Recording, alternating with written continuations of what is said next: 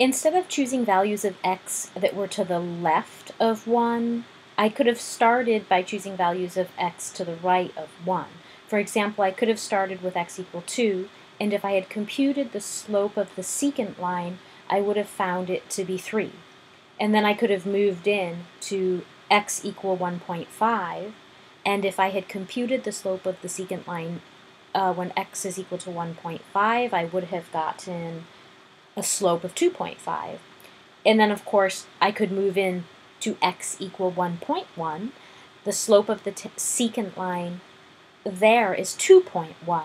So whether I choose values of x on the left of 1 or on the right of 1, it appears that as I get closer to x equal 1, the slope of the secant line appears to be approaching 2. And so 2 is going to be my estimate for the slope of the tangent line.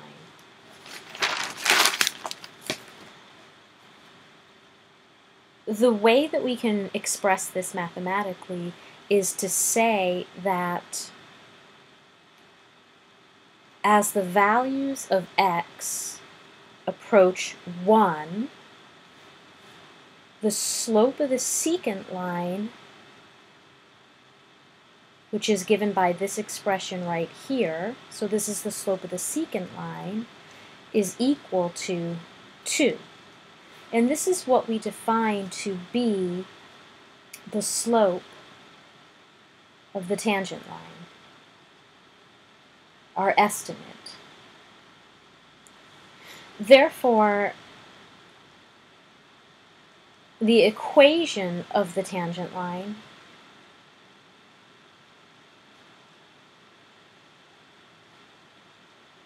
at least our estimate is y minus 1 equal to 2 times x minus 1.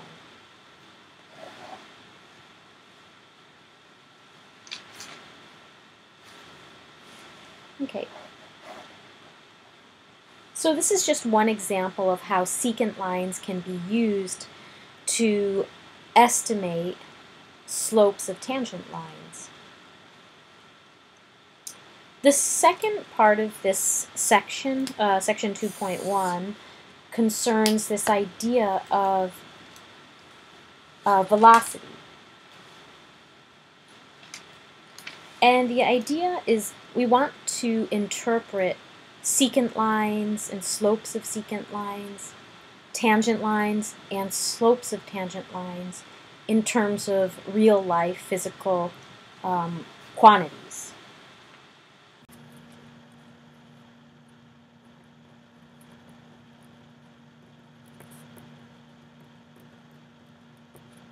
The second part of this section, we try to draw a connection between the secant line and the tangent line and the previous ideas to a real-life situation.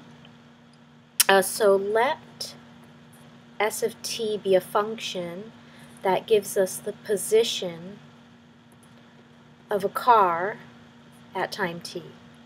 And let's say the car's driving northbound.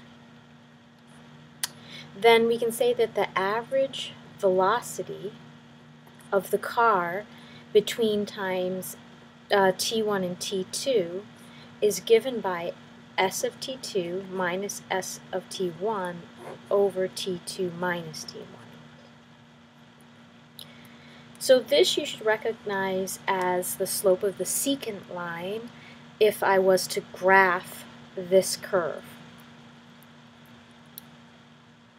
The instantaneous velocity at any moment in time, let's say at t2, is given by the slope of the tangent line to the function, to curve s of t at t equal 2. So this, recall, gives us the slope of the secant, and the instantaneous velocity is given by the slope of the tangent line. And you could sketch this graph.